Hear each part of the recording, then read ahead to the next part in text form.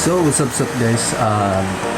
Kung napapanood mo itong video ko, magbibigay ako ng tips sa new beginner na for vlog. So, bago tayo mag-start, huwag mo naman kalimutan like and subscribe.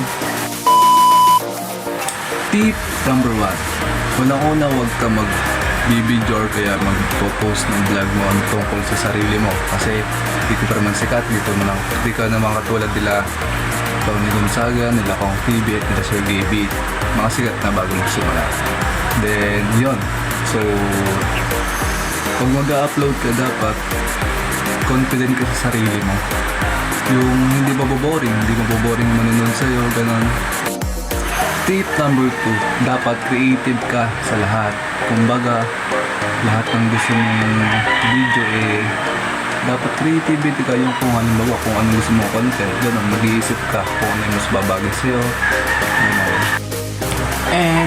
And the last tips is, dapat meron kang originality.